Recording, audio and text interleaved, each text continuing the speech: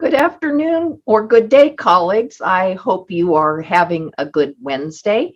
I'm really delighted to welcome you to today's webinar on returning to campus, planning ahead for successful transitions. I know that many CGS institutions throughout much of the pandemic have at least been partially on campus, and that many more of you have been partially returning to campus over the last several months. Nevertheless, this fall really will push that process farther, and we will go farther in the direction of returning to place-based education. In today's webinar, we really are going to focus on that question: how are we going to prepare students to return to campus, both those who are new and both those who are returning after having spent some time away? Let me talk a little bit about the logistics of the webinar. Today's event will begin with 3 brief presentations, followed by a roundtable and then a question and answer session. Please submit questions at any time through the Q&A feature in your Zoom toolbar. We will be answering the audience questions, but we will do so during the designated question and answer period. Please do know that the recording and the presentation slides will be emailed to registrants as well as posted to the CGS website after the live event, so that you can revisit any information that seems particularly important. Of course, I'm sure it'll all be important. But in any event, the first thing I would like to do is welcome our panel, thank them in advance, and introduce them to you. Our speakers are, and this is the order in which they will present: Soraya Baluch from Massachusetts Institute of Technology, Bonnie Ferry, Vice President for Graduate Education and Faculty Development at Georgia Institute of Technology, and Ranjit Kudali, Associate Provost for Research and Graduate Education at Western Kentucky University. So welcome to our panelists, welcome to our audience, and Ranjit, I'm now going to hand things over to you to take it away. So Suzanne, it's Whoops, sorry. Sorry, I'm going to turn it over to you, Soraya. Sorry about that. No worries at all. Thank you, Suzanne. I'm very happy to be with everyone today. And I'm going to be talking briefly about what we're doing holistically at MIT to support students and staff and faculty returning to campus. Next slide, thank you. So one of the conversations we've been having for many, many months now at MIT is that we're coming up on another huge change. Last year, we had to pivot very quickly and change to remote learning, and we all more or less got used to that new normal. And now we're having to face another change back to, maybe not back, but to another normal. And so, you know, we want to acknowledge that we've all adjusted to living a different lifestyle this past year. And what we've been doing is really psychoeducation to our community around change and transition. And, you know, just to acknowledge that people are ambivalent about change, and that change, even if it's good change in our lives, can be challenging. And also, you know, we've been, you know, talking about change for months now, but we've also had to hold and the conversation that for many of our students, staff, and faculty, they have already been back on campus and have been living through the campus evolving from being pretty empty to getting busier.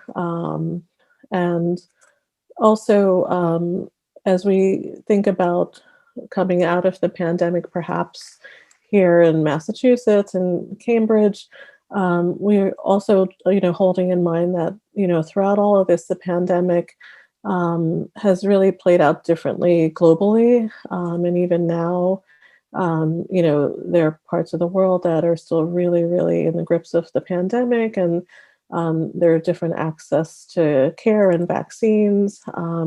So that while members here living in our community, you know, may be living with fewer restrictions, where, they're still very worried about family in other parts of the world, family and friends. And so just holding all that complexity in mind. What we're doing practically is, really prepping people for what to expect when they come back, and that it won't be right now the MIT that they know. It'll be, there are different expectations and norms. We're doing, as I mentioned, a lot of psychoeducation around the different emotional reactions to returning. That it will, be a mix of relief and sadness and a reminder of all the things, the challenges we've gone through, ambivalence, maybe a wish to remain remote, anxieties about safety concerns. And concretely, how we've been doing that is through a series of town halls for our community members. So we've recently had town halls for staff and faculty, as well as for students. And our human resources department is offering a series of workshops for managers and for staff around managing change and transition. Next slide, thank you. The other focus as we think about transitioning back to campus is really continuing to center well-being. Even in the best of times, centering well-being can be a challenge. And during the pandemic, we found it really imperative to promote ways in which our community members could focus on their well-being, such as fostering connections and the practice of gratitude and self-care.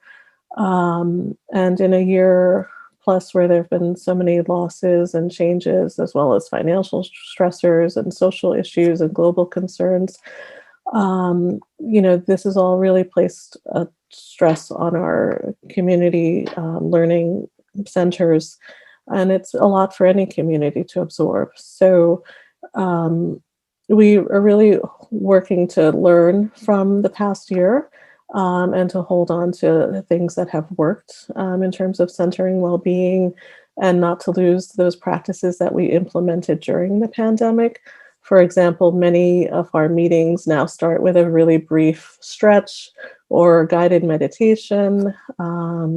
We are ramping up a program called Engineer Your Health Plus for graduate students, where if they come to a support office, we can offer them a program through our recreation center where they can consult with a nutritionist or a trainer, or hopefully in the fall, massages.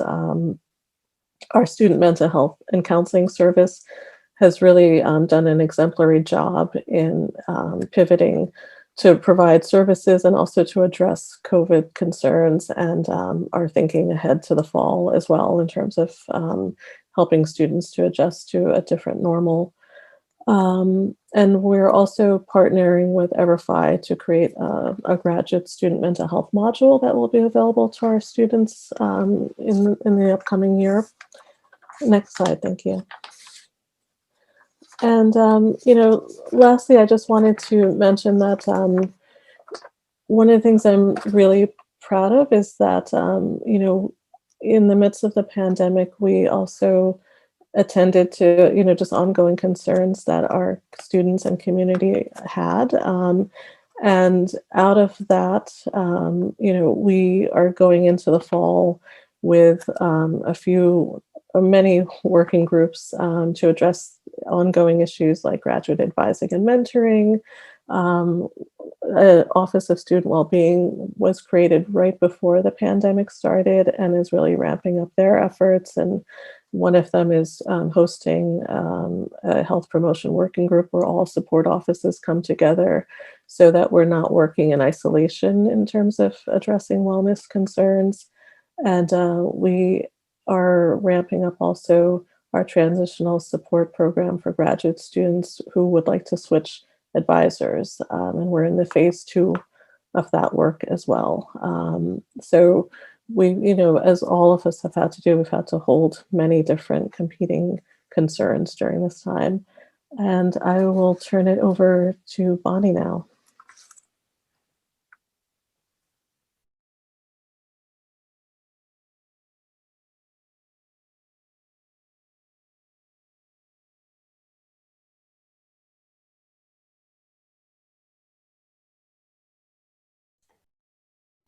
You'd think I'd learn by now. Okay, I'm Bonnie Ferry. I'm from Georgia Tech, and I wanted to go through our background and what we're planning. And if you can go on to the next slide, this just gives you a little bit of background of where we stand with things. So we will be going to residential classes for fall. And the place we're starting from is that we were hybrid last year. So the vast majority of our classes had some sort of in-person component to it. And we had to abide by the social distancing and the mask, but the vast majority were residential in part. And one of the big challenges that we have is that our PhD students had very common delays. And so what are we doing? We're looking at retention issues in some cases, or just their delays in making degree progress. So that's going to be a challenge for us. Now, from a safety and well-being standpoint, last year we did surveillance testing on a weekly basis of people, voluntary, but we encouraged everybody to do that. And then they were able to track things. So it gave us a little bit of a psychological safety feeling that because of the weekly testing, so that people were a little bit more comfortable about being around each other, although with masks. And then we did the vaccinations, but we are not mandating vaccinations for next year based on the vaccinations that we've done and what people have gotten elsewhere and surveys that we've done. We expect that about 90% of the people will be vaccinated. The other thing that we're looking for is the financial support for students. So, institutional support and then plus the government support. And one of the big things that I'm doing right now is how do we do HERF 3 and what do we do in supporting graduate students there? So that's a topic that is at the top of my mind right now. And on to the next one.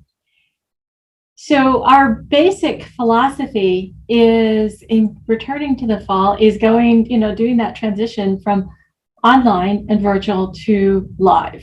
And we have been in the process, and we did spend much of last year being hybrid. But I'm going to go through like some of these things, sort of the ongoing things, and then into the fall. So our newsletter that goes out is certainly online and asynchronous. So these are like really interconnections with our students and engagement. Online, and then going to the orientations in late summer. We're going to have the online asynchronous ones that we've built up last year, and some of them will be live, so students can choose which ones they want to do.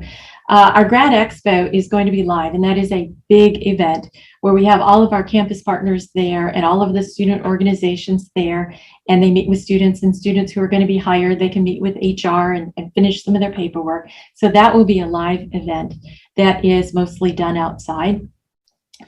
Then we have the convocation grad picnic, and there'll be some of that will be videos that are online, but the convocation is going to be primarily hybrid. So people can come if they want and not come or do it online if they want, but the picnic will certainly be live. And then the advising in GT 6000. So we don't know right now how many students will want to be coming to live advising or workshops, or if they want to continue to be virtual, because they liked virtual. So we're going to do experiments and meet students where they are. We'll have both the options of online advising sessions as well as the live. And then we will adjust our work schedule and our people based on what students actually do. And then the other thing I wanted to mention was GT 6000, which is our first year graduate student experience course, which is much like what freshman first year experience courses are, but this is one that's aimed at graduate students. Now, two of these I want to focus a little bit more on, if you can go on to the next slide. So our grad buzz, this is the most common way that we interact with students, the vast majority of pushing information out to students. We have two versions, our current student version, which goes out to 20,000 graduate students. And in every issue, we've got the standard topics on wellness, funding, career development items. So in every issue, we've got that. And then we're doing a very strategic marketing or communication strategy where we're looking at what do they need to know, when do they need to know it, and just pushing that information out at that time. And we've got a network around campus, a graduate research network of our campus partners. And so we work with them on pushing out the information when they need it. And then our admitted student version is also strategic in terms of what they need to know, when they need to know it, and then it contains different sort of information for them. And so that is our primary thing. And again, very targeted things that they always know that there's going to be articles about wellness and funding and career development in every issue. Okay, on to the next one. Now the grad groups, this is something I just wanted to highlight because I don't think this is a very common sort of model. It's a 1 credit hour first year experience course that we developed. It's offered in the fall, and this last year we also offered in the spring. We've just started it recently. It's a pass-fail hybrid course. It's 8 weeks long. Parts of it are synchronous in person. It's a peer-driven, so we've got peer leaders that are experienced graduate students running the in-person parts. And then we've got the online asynchronous part. And some of this is, we've got our campus partners that are leading certain parts of it, like the counseling center, for example. The program objectives, peer mentorship, as I mentioned, social networking. This is really critical for us, getting students back.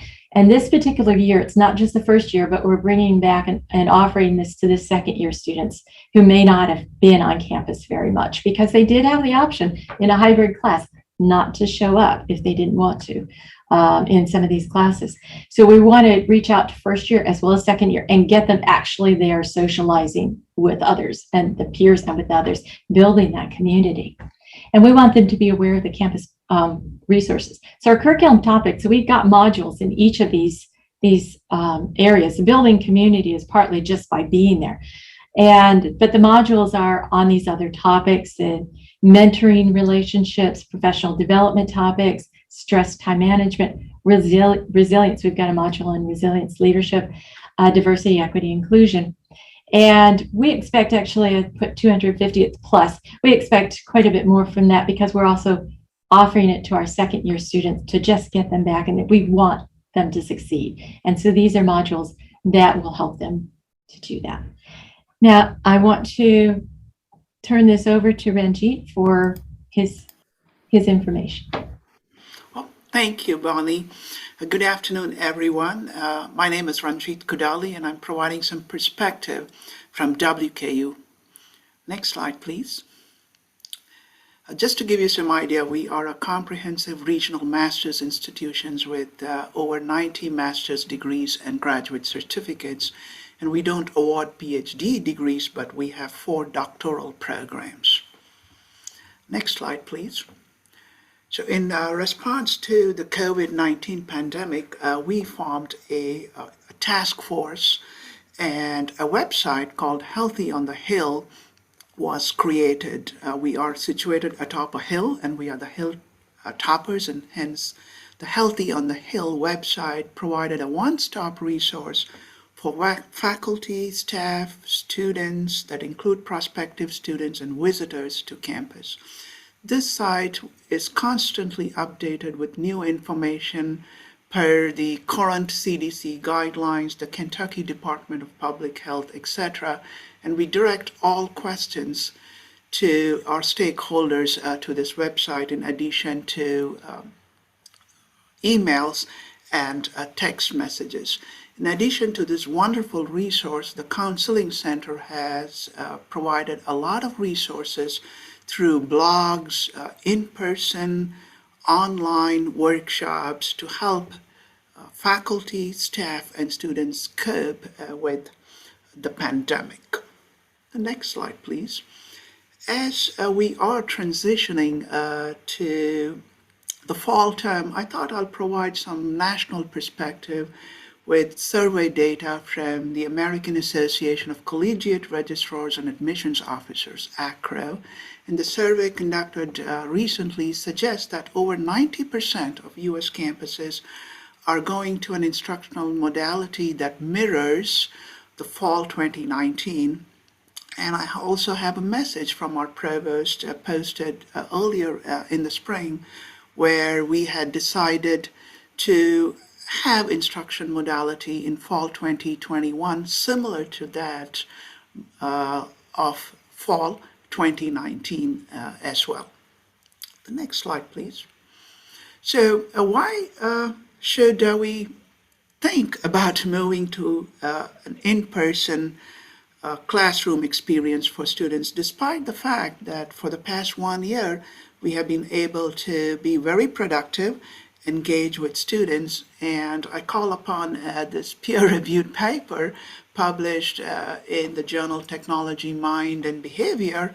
Essentially, this paper makes the argument that the online interactions, while meaningful and helpful, does pose challenges, and Zoom fatigue is real. It is not fake news. And we are emotionally, socially, and physically drained from this constant interaction through mediums such as Zoom or GoToWebinar. So students from our survey indicate that they long for a classroom experience in person. They get inspired by being in a room with other colleagues and having the opportunity to have serendipitous, unstructured, unplanned interactions. And so this being the case, our campus is moving to an instructional modality for fall 2021 that looks much like in fall 2019.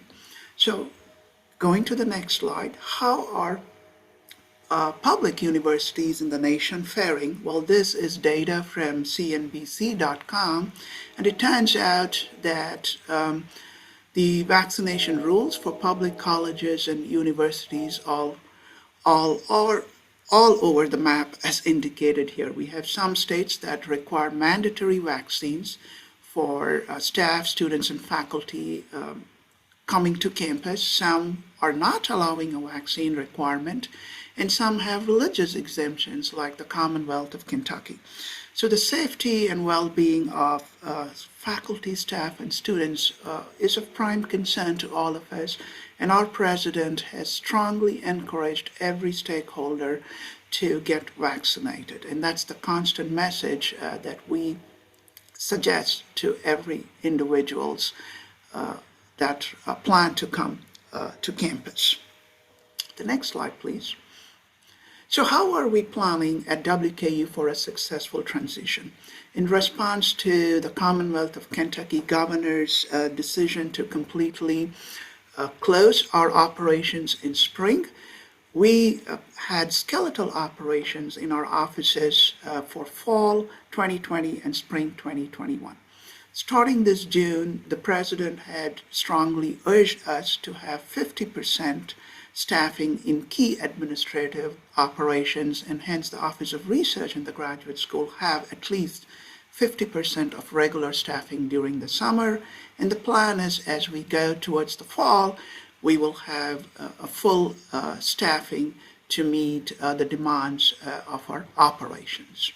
From my perspective, in looking at the student engagement and interactions with faculty, we are moving many of the meetings, workshops, and events to in-person as possible. And my experiences for the past month have indicated that the level of engagement and the energy that I derive from these in-person meetings have been distinctly different from the Zoom meetings. And I'll stop here and hand over to the wonderful CGS team.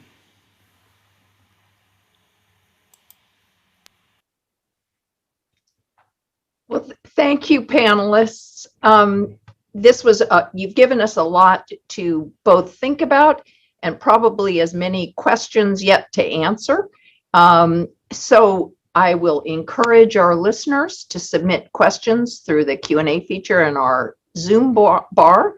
And while we wait for those questions to come in, maybe I can take moderator prerogative and start with some questions of my own. So I'm really at this stage in my life all into what should we do now? Like, this is all very complicated, but what should we do now? What's the most important thing we could do now, that graduate deans could do now to make sure that the transition, a fuller transition back to campus for place-based students is possible? And Ranjit, since you were last, maybe I'll start with you first. Oh, thank you, Suzanne. So, like I mentioned in my last slide, we are making the transition as smooth as possible. It was quite abrupt in the spring when Kentucky decided to close the operations, and the staff had to quickly pivot and carry out operations from their residences. And so the transition where we have 50% of staffing in the summer has allowed us to, for me, to meet with staff, understand their needs, to better help them prepare for their full transition to the fall semester.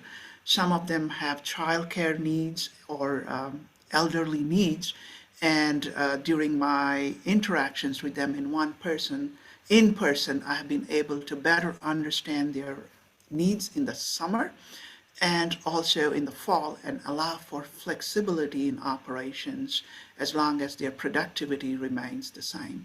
So these transition that our president has envisaged, where we have a skeletal during the fall and the spring, and now in the summer with 50%, has allowed for the staff to be more mindful and transition in a smooth and seamless manner. Well, you raised really good points, Ranjit. We've been thinking a lot about the disproportionate caregiving burden, what the transition back to full-time place-based study will look like. I'm wondering, Soraya or Bonnie, if you've thought any about these particular concerns, or if there's anything else on your mind now as you look to the fall. Well, one of the things that is on my mind right now for doing right now is really looking at the HERF funding, the HERF 3 funding, and saying, how can we look at these particular needs, any of the particular needs of graduate students, and make sure the graduate students are supported. And so we're trying to work with our campus partners, with the colleges, and with the upper administration, saying, of the amount that we got for the university, can we carve out some for graduate students and work with financial aid for like the emergency sorts of things? But then also just the continued support for graduate students who were delayed in their degree progress and have to stay, for example, an extra semester. So understanding the needs of them, the financial needs, as well as the degree needs, and how we can use it and how we can partner to come up with a good way of spending that money and utilizing it for grad students. And I just would add along those lines, at MIT, we recently created in our office a graduate student family coordinator position. And that person will work with our residential life as well as off-campus resources to ensure that graduate student families are aware of all the resources that are available to them.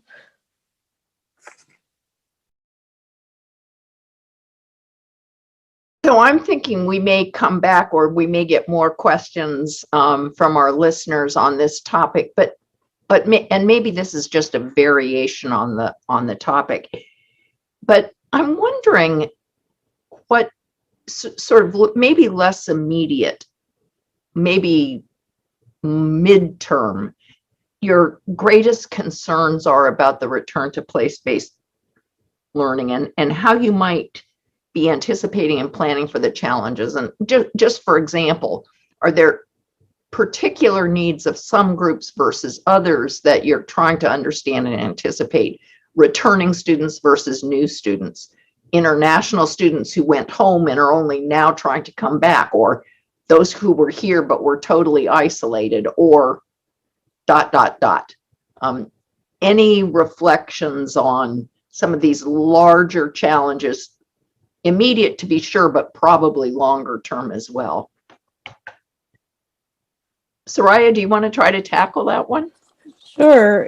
Well, one thing that comes to mind is we have this cohort of students that started last fall that have never stepped foot on our campus. I've talked to so many students that have never actually been to their lab or research group, and so they're not new students in, exactly, but they will be in the fall, just learning how to navigate campus and are, just all of the practicalities.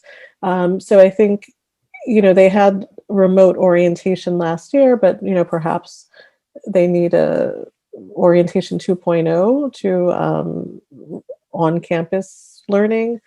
So that's one thing that comes to mind. Suzanne, one of the things I have heard is the opportunities lost for research because of the COVID. We had some financial stress at our institution and we had to pause some of the internal grants, but I was able to advocate for research grants for graduate students. But because of the timing of these graduate research grants and the uncertainty as to whether the students could come in person and work, many of the graduate students have opted for a non-thesis option. And I'm not sure how this will impact their application to a PhD institution. As I said, we are a master's institution, and many of them come to a master's institution to get that one-on-one research mentoring. And I'm a little concerned as to what missed opportunities were lost for these students who came with a lot of enthusiasm and a passion for conducting research, and due to the extenuating circumstances have decided to opt for a non-thesis option. That's a really important point, Ranjit, and maybe we can talk a little bit more about it when we think about brand new students to doctoral programs, many of whom haven't had the depth of research experience they anticipated, and maybe not even as much confidence in their skills. But Bonnie, anything on this lines or others that you're thinking about? Again, sort of the, not today, but the a little bit down the road kind of look? Yeah, some of it is, international students right now, we're certainly concerned. It's a lot of uncertainty yet about their ability to get here. And there's still a lot of uncertainty on that part. So that is something that I worry about.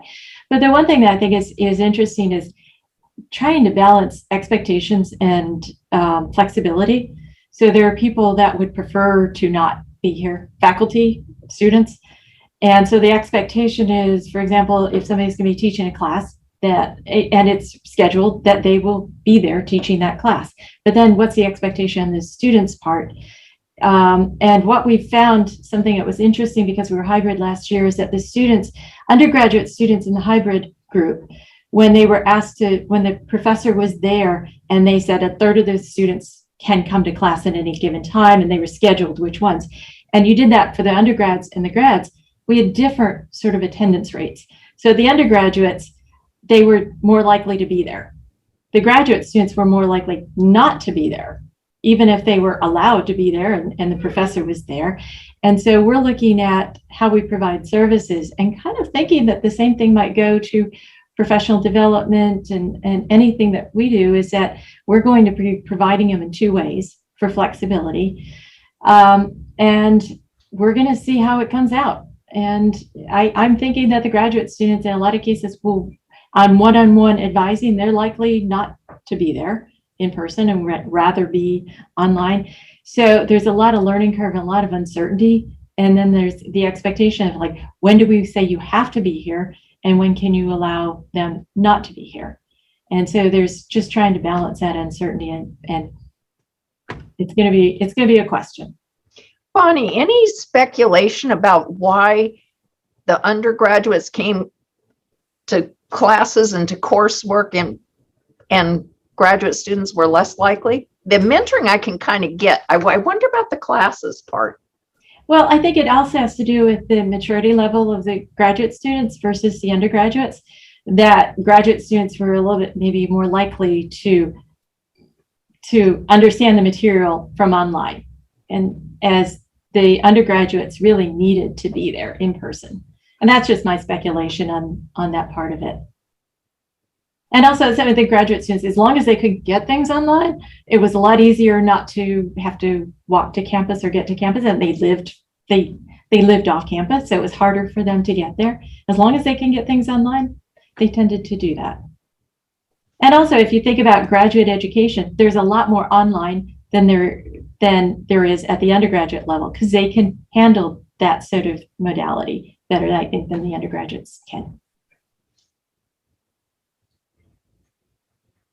Well, I don't want to take over the conversation, but you all are getting my brain going in so many ways. Now I'm going to ask one more question. It's this flexibility and returning to work, and how that affects not only our students and our faculty colleagues, but Ranjit or Soraya or Bonnie, or all three of you want to talk a little bit about how you're thinking this is going to play out for teaching assistants, our graduate students who are expected to instruct courses? Do they have a similar amount of flexibility? How about those who are lab assistants charged with responsibility for setting up labs for undergraduates, et cetera, et cetera? And how do you sort of work through those issues and whatever fairness and other kinds of issues might be involved? Sure, Suzanne. So in terms of assistantships, we have a wide spectrum: teaching assistantships, administrative assistantships, and research assistantships. And most of these administrative assistantships, or most of them, I should say, require in-person services. For example, working at the student union, working as an office associate at a front desk for some offices. So those students had to come to campus and provide those services. Now, the teaching assistantships, there was some variability since some of these courses went to online modality. We had about a 70-30 split. 70% of our courses were online and 30% were in person. So among them, the GTAs, the graduate teaching assistants that were assigned to online courses, could provide their services completely online or remotely, and some never stepped foot on campus, especially the domestic students. But for those who were responsible for laboratories, they had to come in person. And this once again raised, questions of inequities, but it was just that some of these courses, completely non-laboratory courses, transition online, and some had a laboratory component. And so it was the choice made by the student that forced their presence on campus, and this is something that we had no control of.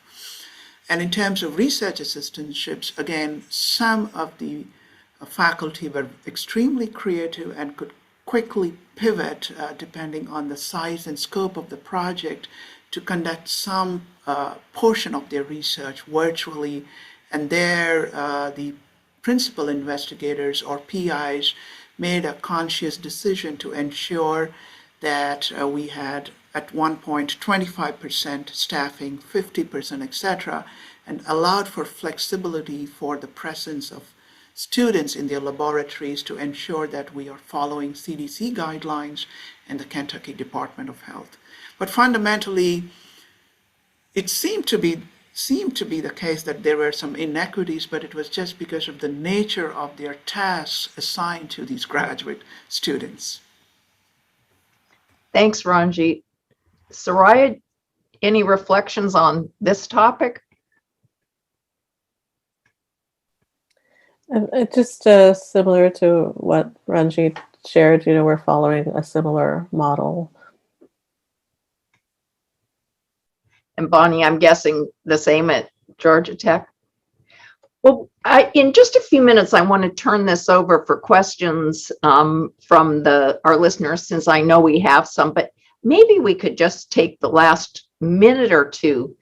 If each of you or any one of you have one good news story, something you were worrying about the transition back, you tried something and you went, hooray, that really worked, or hey, it wasn't an issue at all. A lesson that helps. I've got one, and that's just having people feel comfortable being around each other again. And some of the things, and maybe that goes to the flexibility, but holding an event where it could be coming in person or could be online. And what we're finding now is more people are coming, and they're just having to get used to being around each other before we force anything. And so I think that is a good story. Is just you hear a few people that just are very concerned, and you hear those voices very loudly. But when you open it up to the ability for people to come, a lot of people are really coming. They're really enjoying that. That is a good news story. I would just share that this week I was really heartened to be in a meeting with other managers, and people were really able to hold the complexity of the issue and, hold whatever their own personal preferences were versus the needs of the students or the institution, and also considering equity in terms of their positions and other people's roles. And it was just a really productive conversation. Great. And I echo that, Suzanne. We had a Council of Academic Deans meeting in person last week, and the energy was completely different from that of Zoom. There was more laughter, more active engagement and participation, and we were not distracted by looking at our second portable electronic device. There was more active discussion of some of the policies and plans for the fall 2021 semester. So it was a big, giant social experiment for a year, but we are at heart, we are a social animal, and we long for that human connection. Terrific. Well, with those good news stories, I'm going to now turn it over to my colleague, Matt Linton, who will pose questions that come from the audience. Thanks, colleagues. Thank you, Suzanne. So we've got a bunch of great questions here lined up. But if you would like to submit a question, please submit it in the Q&A panel soon so that we can get to it before the session ends. Our first question, which I'll start by addressing to Soraya, is can the panelists please address and offer some advice on bringing staff back equitably to the office? And those questions are graduate offices fully staffed? Are they being staffed remotely, a combination? Really, in short, any advice on bringing staff back to the office? Sure, that's a great question. And one of the things that offices at MIT have been doing is engaging in an exercise where we have 4 possible models: fully remote, fully on-site, and then hybrid flexible, and hybrid set, where a schedule is set or not. And each office has been asked to do this exercise with their staff and we have a rubric of 8 factors to consider, including role and communication and just other things. I think just going through that exercise can be helpful to have people tease apart what's important to each person, as well as what students and others might want from us. And also to hold in mind, we don't want to forget the lessons we've learned during the pandemic about the intersection of productivity and well-being, and how we can do things differently while returning to campus with some flexibility. And we've also been messaging that it's not the change that does you in, it's the transition. So just to manage the transition, that external piece. Bonnie, it looked like you had something to add. Yeah, I did. We've got a whistle in the background. Changing of classes, a traditional thing. So our HR did a big study on the future of work using, say, what did we learn from this and what can we go forward? And they found that most of the people like working remotely, like 70%, they wanted to be able to continue working remotely for a good part of the time, not just in our staff, in our graduate education, but across campus.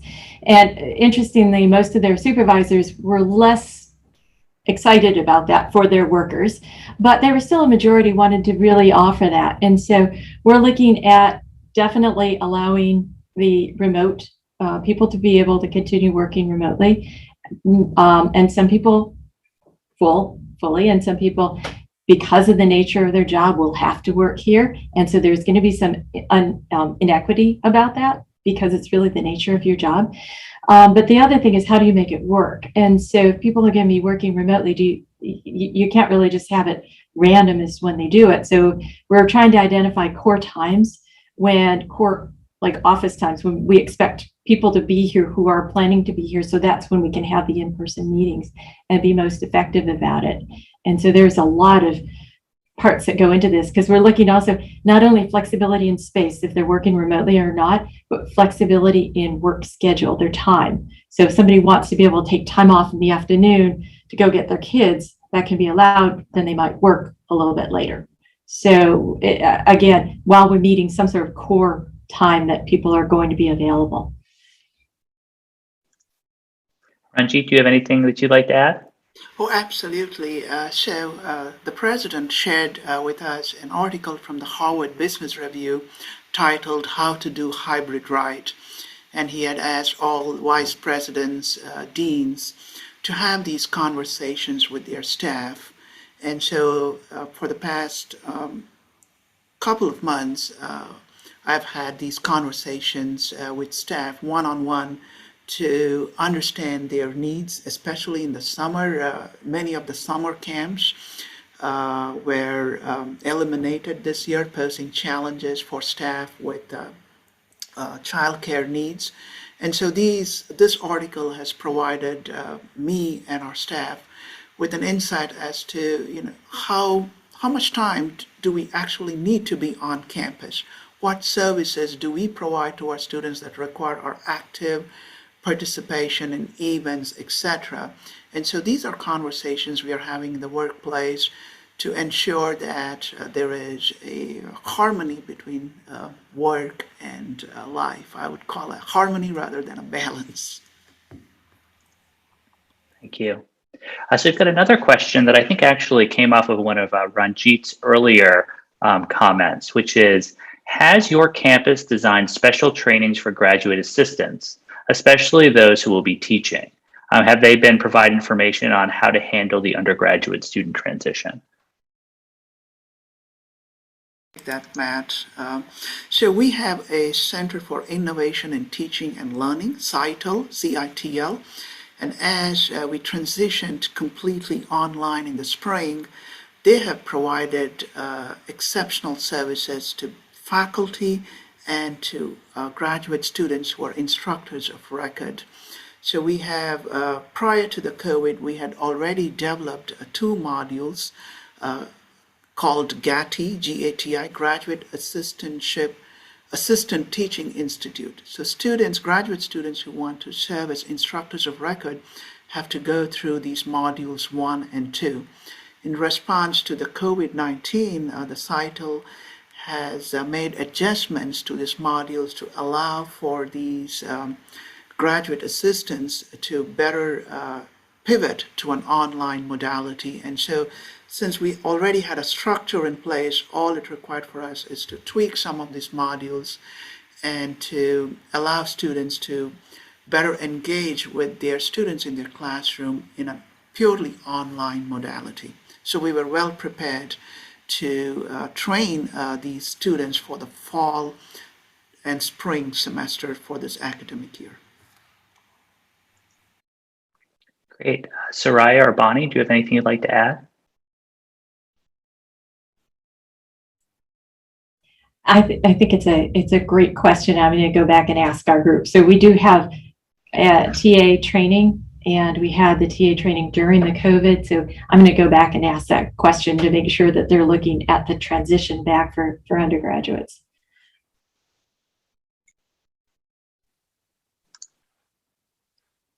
And the same, we have TA training, and I know with other trainings we've been thinking about the transition, but it's definitely something we'll raise with our groups. Great. Okay, I got a question for Bonnie. Regarding GTA 6000 at Georgia Tech, are the peer facilitators hired on as graduate teaching assistants? No, we have a teaching assistant for the course, but the peer leaders are hired on an hourly basis. Some of them are master's students, some of them are PhD students, and they're hired on beyond if they're assistantship in another way, they're hired on beyond that. And it's very similar to what we have, if you think about modeling this as a first-year experience for grad students, similar to what you do for freshmen. For freshmen, first-year experiences, oftentimes they have peer leaders, and you pay them hourly, on a much smaller basis, the smaller time commitment than it would be for a teaching assistant. And they help to build a community, and they're peer mentors, and they're so valuable for that position. So anyway, like I said, we built this similar to the first year experience for undergraduates, but said, what do graduate students need to be successful? And that peer mentoring was still helpful, but not at the level of what a TA would be. Great. Soraya mentioned in her opening remarks kind of the major lessons that she wanted to take away from the pandemic and apply to this new in-person experience that we're going to be having in the fall. If Ranjit and Bonnie, if you could comment about kind of what your one big takeaway lesson was from the pandemic that you'd like to continue on in programming once we go back in person and hybrid. So we'll start with Ranjit. Sure. Thank you, Matt. During the early months of the pandemic, there was so much uncertainty, Matt, and we were not sure how we would manage the uncertainty and the complexities. What the past year has proved is the resilience of human beings. Staff managed their workload and their personal life remarkably well. We did not miss a heartbeat in our operations in the Office of Research in the graduate school. So just shows that staff and faculty for instruction as well, and students as well, have remarkably adapted and shown great resilience in dealing with one of the greatest challenges in their lifetime. And so this really does spring a hope for us that during adversity, we come together as one, right? And if we continue to work together for a shared common vision, I think we can do great things in universities. In our case, one thing we learned is that the old way isn't always the best way, and that there are other ways of doing things. And the going forward is just to say, what's the best mix of both things? So we're being a lot more flexible about my staff working remotely. I mean, we live in a city, and traffic can be bad. And so allowing the staff to have different flexible hours, much more than what we had before. But just saying, you don't have to be here to get your job done. We've discovered that. And so when do people have to be here? When can they be remote? When do we have to have everybody here? At what times do we have to do things? Have people here? And just like, what can we do online versus on campus? Last year, we were really forced into the online. Prior to that, our mindset was all like being here. And so now it's a matter of let's experiment a little bit and just see what works and doesn't work, and be a little bit more flexible with people for their harmony in their lives, and so that they can be a little bit more flexible, especially the staff and the graduate students similarly. Great. Well, I think we've got time for one more question. We'll start this question with Soraya. Kind of building off what Bonnie just said, it seems like in some ways like some sort of hybrid model is going to be here to stay, at least for the foreseeable future. What are some ways that kind of hybridity is informing the way that folks are thinking about fully online graduate programs? And what are some of the challenges or questions that you have about fully online programs as people start to go back to in-person learning? Well, I know our VP for digital learning, has been talking a lot about,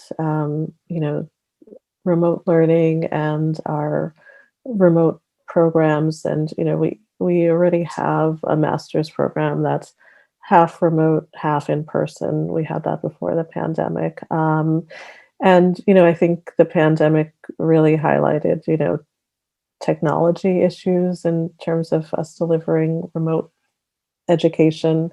And so I know there are lots of conversations going on about that and the feasibility of it, and also the demand. And I think, as Bonnie pointed out, in other ways, like we've shown that you can do it. I know many institutions have already been doing it, but it can be done well. But it's one thing that our VP for Digital Learning points out is that it is in some ways a different kind of skill set to teach remotely. And all of us had to like gear up and do that this past year, and to learn from other institutions that maybe have been providing that kind of education all along. We actually did have one last question that just came in that I think touches on a really important issue here. What advice do you have for deans who are feeling stressed, overloaded, and needing a break as they look ahead to next year? Ranjit, I see you smiling, so I'm going to start with you. The reason I'm doing that is that I've signed up for a 4-week course from the Counseling Center for mindfulness-based stress reduction. And tomorrow is the last week of the class. So we have been doing these meditation exercises for the past 1 month or so. And we are maintaining a journal, each day reflecting upon our activities. And we are asked to do at least 2 good things each day, expressing our gratitude. So I have been attending this MBSR workshop for me to be recharged and deal with the added stress in the coming weeks. Great. Well, thank you so much to all of the panelists. We're going to turn this back over to President Ortega here for a couple of concluding remarks. I'd also like to thank the audience for all their great questions. Suzanne? Thanks, Matt. I know that this panel has surfaced a lot of issues that all of us are thinking about. Graduate student mental health, our own mental health, the impact that the pandemic had on those things, as well as the way we deliver graduate education, and perhaps even on the nature and content of graduate education. But last year wasn't just about the pandemic. It was the freshly and deeply exposed racism that cleaves our nation in high-profile, horrendous incidents of police violence, kinds of events that approach, as our colleague Craig Ogilvie says, precipitant of post-traumatic stress. I raise these questions because I hope many of you will be able to join us at the CGS Summer Virtual Workshop coming up before you know it. Registration is still open through June 25th on the CGS website. There will be workshops on community-based approaches to graduate student mental health, to dismantling structural racism, conversation with Scott Jasek, who from Inside Higher Ed, who's always very provocative about what are the 10 issues we might not have been attending to but should in higher education, panels on post-pandemic pedagogies, changing landscape of master's education, and others. So I really hope that you will be able to join us and bring your wisdom to those discussions, as well as benefit from the wisdom of presenters. So I'm going to end simply by thanking our presenters, by thanking my wonderful CGS colleagues who make these webinars look so seamless. Thank you, Matt and Julia and others. And thanks to all of you for participating. We look forward to sharing the slides and the recordings, and we are wishing you a wonderful rest of your day and week. Thanks so much.